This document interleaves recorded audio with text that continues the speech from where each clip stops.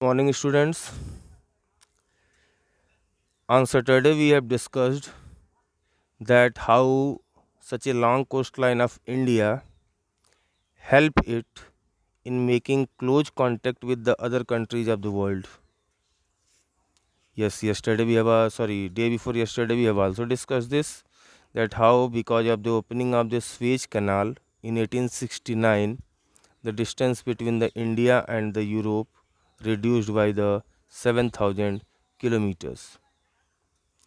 So till now we have discussed about the maritime activities of the India, but the relation of India with the world was not only with the ocean.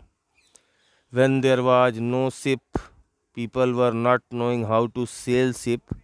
Till that time also, its relation with the India was continued.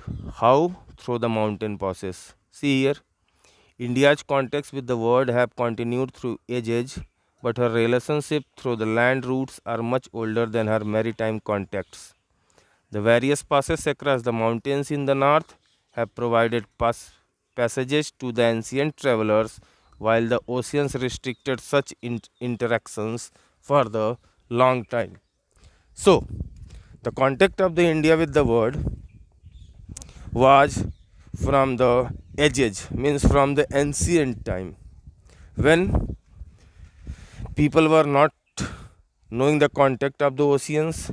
At that time also, India was making its relations with the other countries of the world through the passes. Passes, yes, passes, it is a new word. The gap between the two mountain ranges is known as the pass. So, through the mountain passes, people, travelers, scholars were going to the other parts of the world, and they were contributing in making its relations. These routes have contributed in the exchange of ideas and commodities since ancient time. Yes, from the ancient time only, ideas, views, as well as the commodities, means things like the pepper, cardamom, silk, muslin, etc., were sent to the other countries of the world. The ideas of the Upanishads and Ramayana, the stories of Panchatantra, the Indian numerals, and the decimal system thus could reach many parts of the world.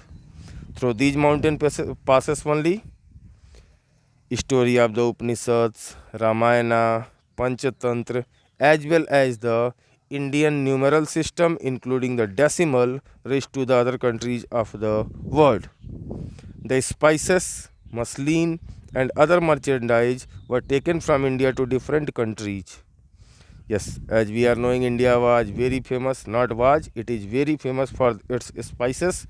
So, spices and muslin, it is a variety of the cloth, and other merchandise and other goods were taken from the India to the different countries. On the other hand, the influence of Greek sculpture and the architectural style of dome and minarets from West Asia can be seen in different parts of our country. So, a lot of things went from the India, then a lot of things came also in India. See, the architectural style, mainly in the architecture, we can see the Greek sculpture as well as the dome and minarets. These all were of the West Asia, and from the West Asia it came to the India.